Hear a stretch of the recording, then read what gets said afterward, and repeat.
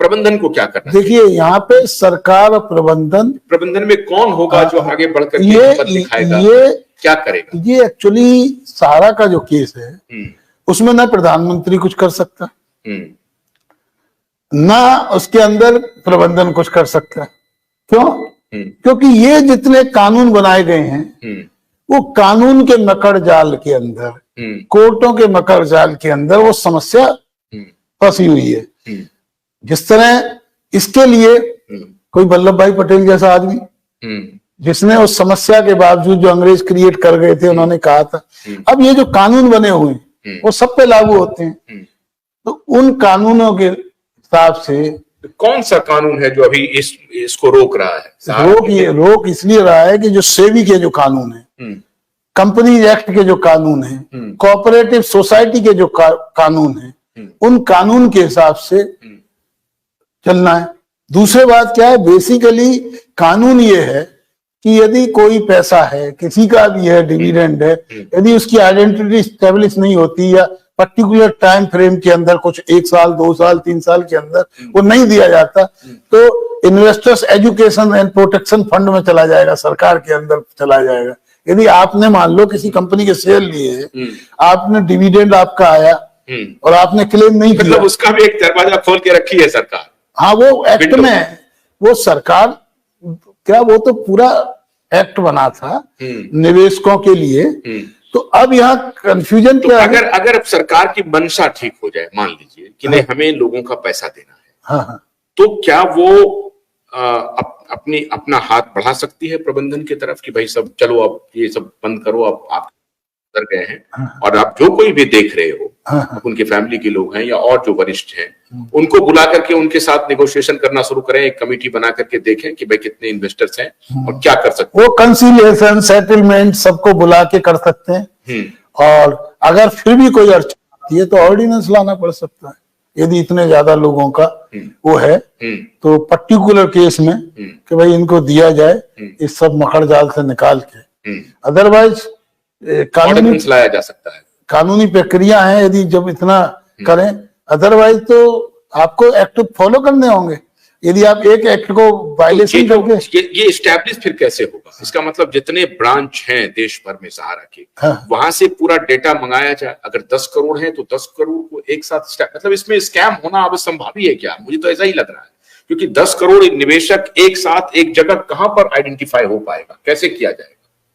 नहीं, उसके लिए तो क्या है कि गवर्नमेंट की ने एक CSC है, उस CSC के थ्रू सबसे डेटा, आधार कार्ड, उन सबसे एफिडेविट लिए जा सकते हैं कि भाई हमारा पैसा है और ये ऐसे ऐसे दिया था, और इसमें इंडेमनिटी बॉन्ड लिया जा सकता है कि भाई यदि गलत पाया जाए तो हमको जेल भेज दिया जाए।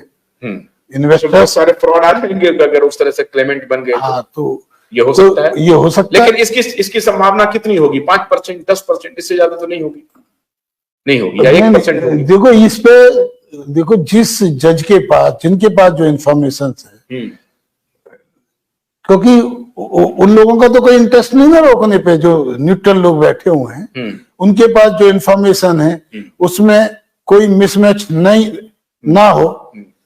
यदि वो पता नहीं ये जस्टिस साहब जो है वो क्या देख रहे हैं, ये भी पब्लिक डोमेन में है नहीं। जो एमएके स्कोरी हैं अग्रवाल साहब, वो क्या देख रहे हैं ये भी पता नहीं है। अब ये क्या फाइंडिंग देते हैं? अभी 5000 करोड़ रुपया अभी रिलीज हुआ है सरकार, माने सरकार की तरफ से ही, बैंक के तरफ से ही, जो सेबी सहारा अकाउंट है उसकी तरफ से। लेकिन अब 5000 करोड़ में से 10-10 हजार रुपए दिए जा रहे हैं। उसका ये क्या चेक करना चाहती है सरकार? क्या सरकार डाटा वेरीफाई करना चाहती है? नहीं, वेरीफाई भी करना चाहती है। दूसरी सरकार की यदि आप प्रॉब्लम समझे कि यदि जैसे वो कहते हैं 40-50 हजार करोड़ तक हमारे निवेशक हैं, 40,050 में से हमने कुछ लोगों को दे दिए, तो that will be more confusion, more creation. उसके अंदर सरकार पे ज्यादा आंच आएगी कि आपने कुछ लोगों को दे दिया, अपने अपने लोगों को दे दिया, या पैसा लेके दे दिया, तो सरकार कॉम्प्लेक्स है मामला। तो वो मामला इतना कॉम्प्लेक्स हो जाता है कि हर आदमी अपने इंटरेस्ट की सोचता है ना। उस समय यदि जिनको मिल गया वो तारीफ नहीं करेंगे, लेकिन जिनको नहीं मिला वो सोचेंगे भाई इनको कैसे, वो आलोचना करेंगे, वो आलोचना आरोप करेंगे, लगा देंगे, आरोप भी लगाएंगे। तो लगा ही देते हैं। अब जब मेरे जैसे पर भी कहते हैं कि आप भी सरकार के हाथों बिक गए, तो सहारन ने खरीद लिया, तो उसने खरीद लिया, जब उनकी लड़ाई लड़ रहा हूँ हमें कोई नहीं ऐसा होता है, मीडिया की तरफ से कर रहे हैं, फिर भी आरोप लगाने वाले लगाते हैं। ऐसा होता है, जो दुखी आदमी होता है हाँ वो करते हैं, वो दुखी आदमी होता है, उसे सम्मान करता हूँ, उसे तो जहां तक पहुंच होती है वहां तक अपने लोगों को ही वो करते हैं, मैं मानता हूँ, इस बात को मैं मानता हूँ, इसलिए मैं बहुत गंभीरता से उनकी बात को सुनता भी हूँ और उनकी हर आलोचना को लेता भी हूँ, क्योंकि मुझे पता है कि वो उनकी आलोचना वो नहीं कर रहे हैं, वो इसलिए कर रहे हैं क्योंकि वो पीड़ित हैं, दुखी हैं।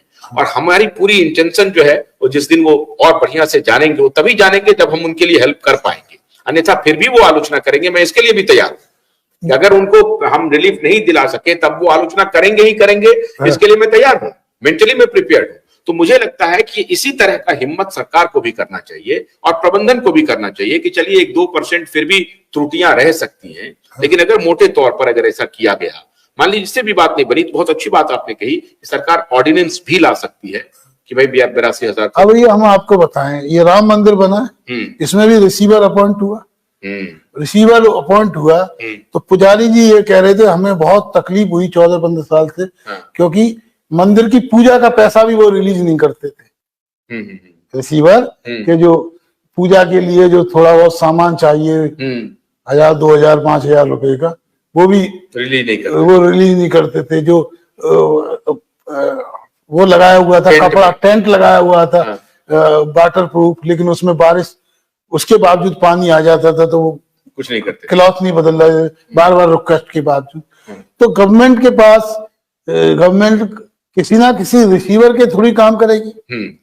रिसीवर और इतने सारे लोगों को हैंडल करना, जस्टिफाई करना, तो बेसिकली ये, इसीलिए मैं कहता हूं देश आजाद हुआ सारे जहां से अच्छा हिंदुस्तान, लेकिन इतने कानून, इतने मकड़ जाल में, जो मकड़ जाल में जो फंसा बना, वो बना इसलिए कि निवेशकों की रक्षा करने के लिए, लेकिन रक्षा करने के साथ साथ जब न्याय की बात होती है तो दो पार्टियां हो जाती हैं, जिनको मिला और जिनको नहीं मिला।